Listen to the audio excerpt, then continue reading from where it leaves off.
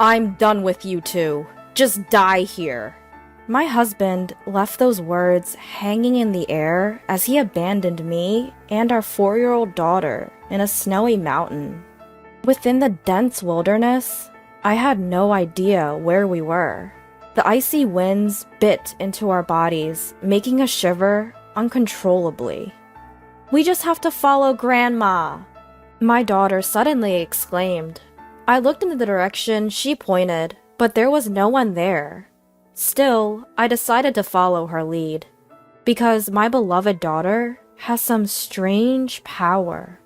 My name is Nancy, a 32-year-old remote worker. I met my husband Mark, of the same age, at a group blind date. Mark was a charismatic entrepreneur since college and a smooth talker. I fell in love with him and decided to get married. Mark's family was well respected in our local area, so our friends admired and envied our relationship.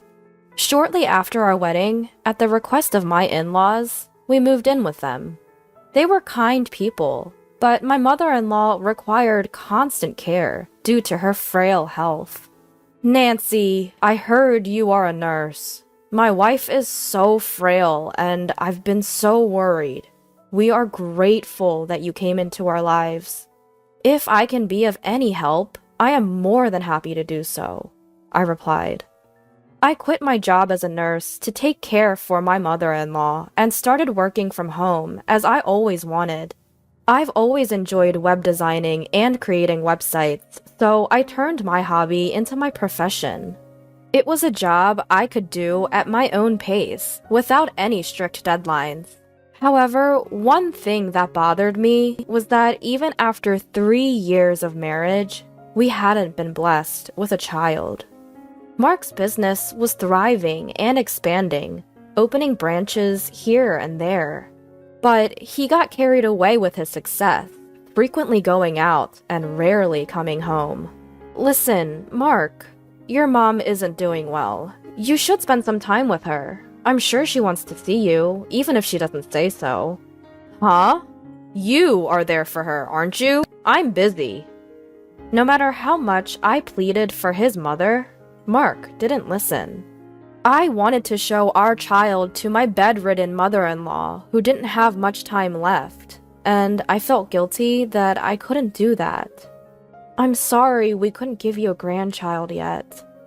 "Don't say that. I'm satisfied to have a daughter like you, Nancy." My kind mother-in-law was like my real mother, since I lost my parents at an early age.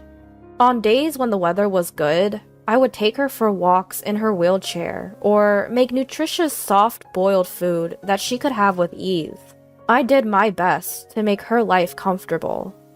One day, she called me to her bedside. "I'm glad. You're going to have a lovely daughter soon. She'll be born around the time jasmine will bloom, so name her Jasmine." I would be delighted if that's true."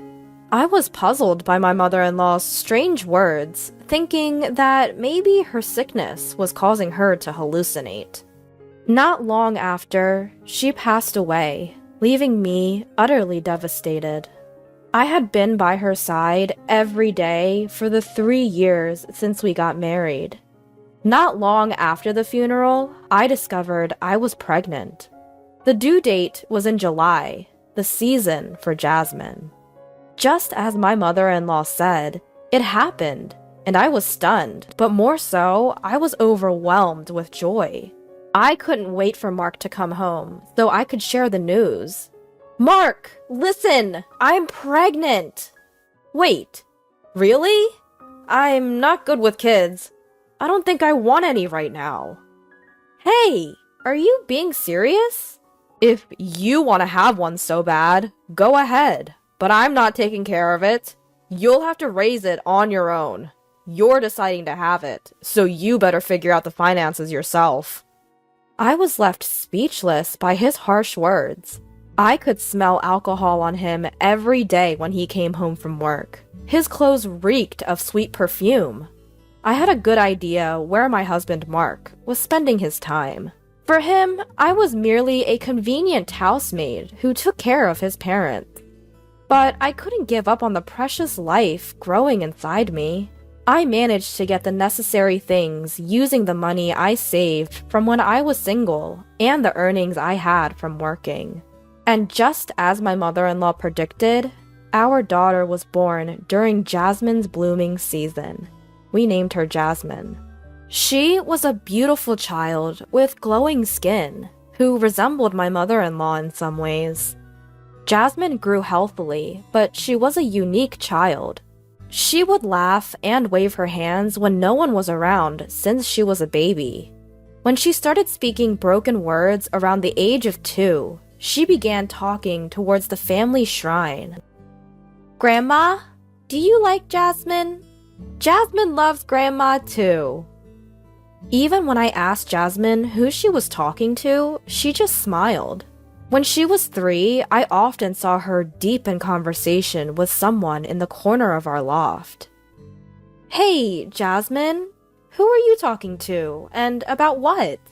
"Well, Grandma said she will give me her bracelet in the drawer." "Grandma did?" "She said she knitted them using the fabric of her favorite sundress." Intrigued, I opened my mother-in-law's drawer, and there I found a hand-knitted bracelet. Watching Jasmine happily wearing the bracelet, my father-in-law murmured nostalgically, "Ah, those were made from the sundress my wife loved to wear when she was young, so she made them into bracelets. She was skilled at knitting." Surprisingly, it seems that Jasmine can truly communicate with my deceased mother-in-law. But fearing it might bring some harm to her, I decided not to disclose this to anyone. Our days were peaceful, but the good times didn't last forever.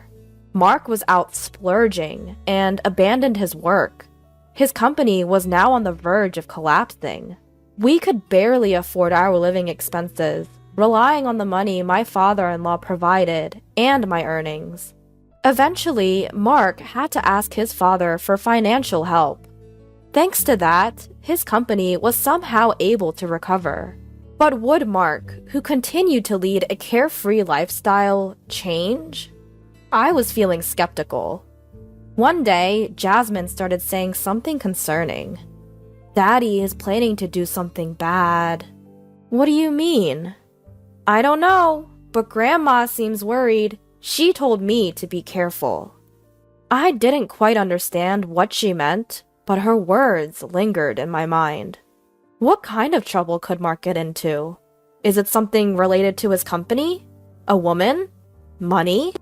I thought about it, but without any evidence, I couldn't confront him. But just to be safe, I started carrying a voice recorder. And I told my daughter not to tell her father that she could see her grandmother. It was because I had a vague feeling of unease. Then I found numerous receipts from strip clubs and bars while going through Mark's stuff. Despite the company's financial struggle and even after asking his father for help, his habit of going out hadn't changed. I also found a note saying, "Consult the gang about the plan." What was the gang referring to?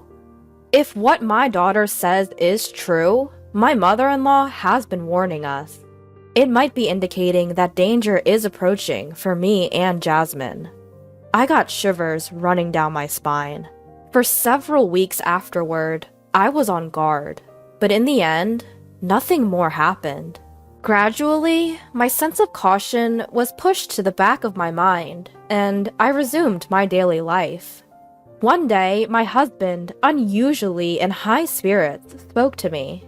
"Thanks to Dad's assistance, my business is doing better, and we're making greater profits. So, how about we go on a family vacation after a long time?" Long time? More like for the first time. "Oh, is it?" Jasmine was so young. I booked a hot spring near an amusement park in the mountains. Jasmine will surely be thrilled. Is that so? My heart was wavering. Though there are still some doubts about my husband, I couldn't completely ignore the desire to believe him, who was showing his gentle face, like old times. If my husband has genuinely changed his mind, this could be an opportunity to mend our relationship. With this thought, I agreed to the family trip. And as I prepared for the trip, I gradually forgot about what my daughter had said, and was excited about the long-awaited trip. On the day of the trip, I was surprised to see the rental car my husband had borrowed. It was equipped with snow-tread tires, which made me slightly afraid, thinking we were heading into a snowy mountain. But I couldn't refuse at the last minute, fearing it would spoil the trip and my husband's mood. I quietly sat in the back seat of the car driven by my husband, with my daughter. But in hindsight, I should have been more cautious. More than an hour after our departure, it felt like my husband was driving deep into the mountains, saying we were heading to the hot spring. Moreover, there was quite a lot of snow. Soon, we passed by the interstate and started driving on a side road, and I thought something was wrong. "Hey dear, isn't this road strange? Do you think there would be a hotel on a mountain trail that's this off the interstate? Are you sure we're on the right route?" But my husband didn't answer anything and continued driving, his frightening face frowning, looking straight ahead. Feeling anxious, I held my daughter tightly and bit my lip. And then, on the path where there was no road, my husband abruptly stopped the road. "You two are of no use to me anymore. Sleep quietly here." Saying that, my husband dragged me and my 4-year-old daughter out of the car. "Oh, I almost forgot. I'll be taking your phone with me." "Wait, dear!" No matter how much I screamed, my husband ignored me. And the moment he started the car, he turned to us, smirked, and drove away. No way. We were left behind. Snow was falling all around, and we didn't even know where we were in the thick forest. My husband had taken my phone, but I had secretly put a spare one in my backpack.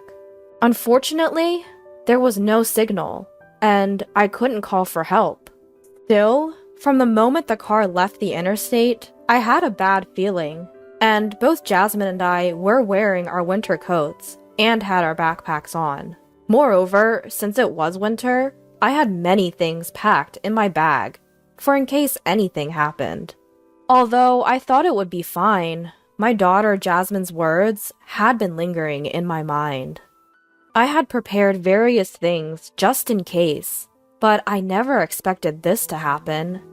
The wind that blew was as cold as ice, making me shiver down to my core. I took out a disposable hand warmer from my backpack, warmed my body, and calmed Jasmine down by giving her a caramel candy to chew on.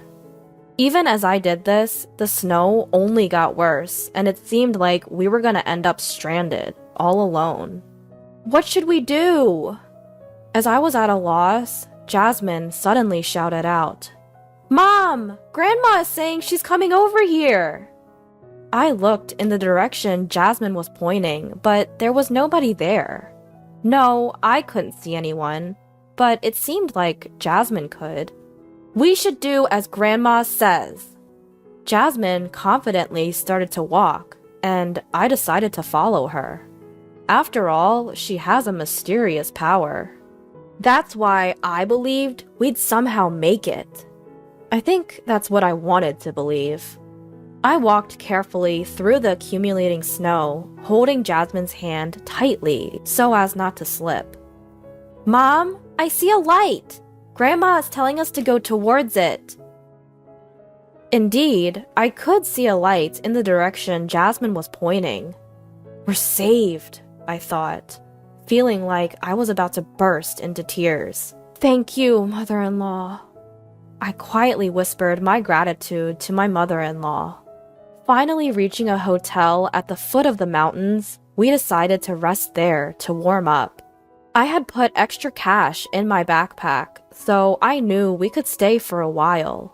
And now I began to plan my revenge on my husband. Don't think I'll forgive you for this. I'm going to thoroughly investigate why you wanted us dead, so be prepared. 5 days later, I contacted my father-in-law. My father-in-law was very surprised to hear from me, but when he found out that Jasmine and I were safe, he was very happy and came to pick us up from the hotel. According to my father-in-law, my husband had been telling people that my daughter and I fell into a valley in the snowy mountains and died. I was flabbergasted. On top of that, he apparently said, "We searched, but couldn't find them. It doesn't look like we'll be able to find them until spring. And it's sad to leave it at that, but we're going to hold the funeral first." Despite my father-in-law telling him to wait a little longer, he was going ahead with the preparations. Furthermore, my father-in-law handed me something. With that, I found out a shocking truth. Upon visiting my husband, sure enough, preparations were underway for our funeral. Large photographs of Jasmine and I were being displayed as portraits. Then, Jasmine and I suddenly appeared on the scene. "What?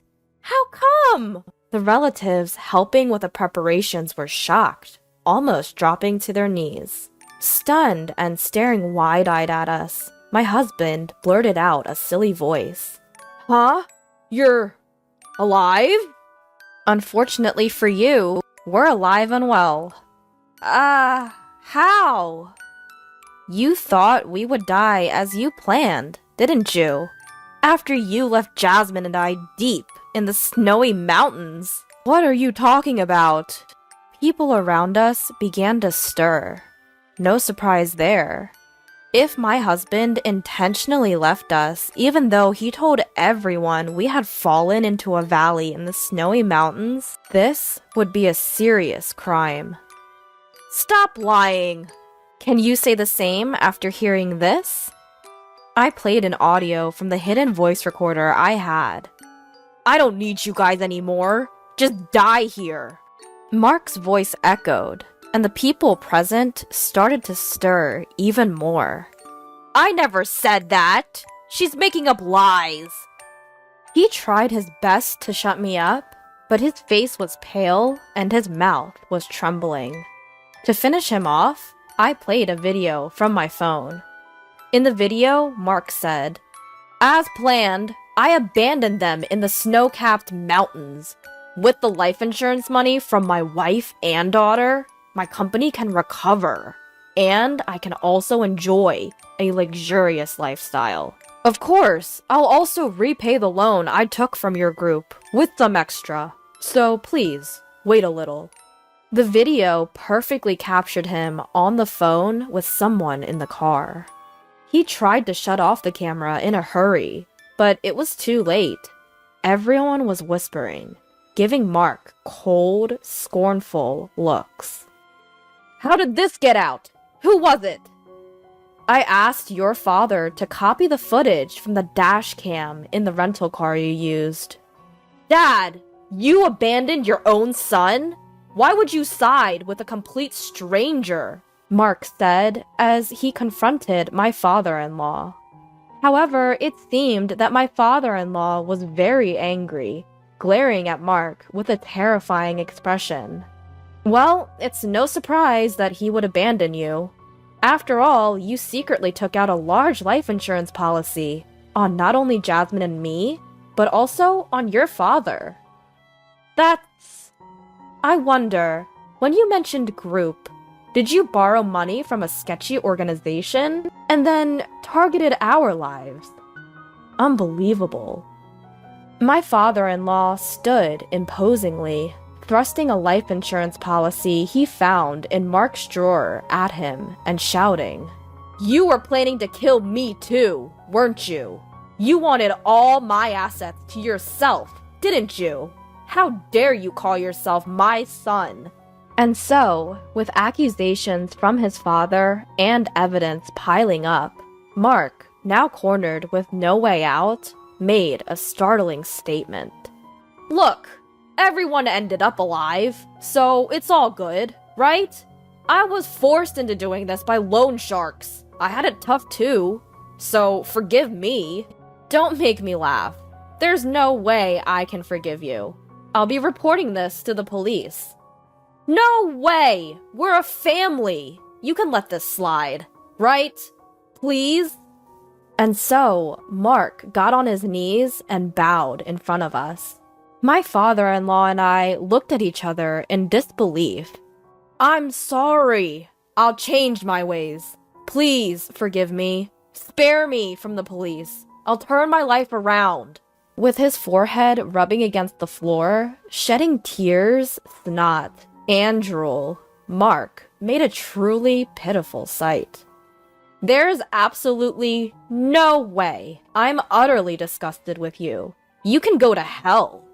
Mark probably expected his apology to solve the situation, though hearing this, he was shocked. One of the relatives who had been listening to our exchange had apparently reported it to the police, and the police arrived to take Mark away. In the end, with all the evidence against him, Mark was convicted of a serious crime for attempting to take the lives of his wife, daughter, and his own father. He will likely be behind bars for a very long time. My husband's company went bankrupt, and it's clear that his life will be miserable even if he gets out from jail, as his family, including my father-in-law, have all turned their backs on him. Furthermore, his friends who led my husband astray have also been arrested. We obviously got divorced, and I won full custody of our daughter, Jasmine. In addition, at the earnest request of my father-in-law, Jasmine and I formed a special adoption bond with him and received his inheritance as a gift while he's still alive. Now, we live with my kind father-in-law. He and I enjoy watching over Jasmine's growth. My father-in-law often tells me, "Find a good man and get remarried. I will give you my blessings." But for now, I have no intention of getting married. I am more than happy with my life right now. The other day, Jasmine whispered in my ear, "Grandma says she's glad, but we can't meet her anymore, so she's saying goodbye." It made me a bit sad, but if it means that there's nothing my mother-in-law needs to protect us from anymore, then I guess it's a good thing. Dear mother-in-law, I will protect Jasmine with everything I have. I made a promise to her today as I placed my hands together in front of her grave.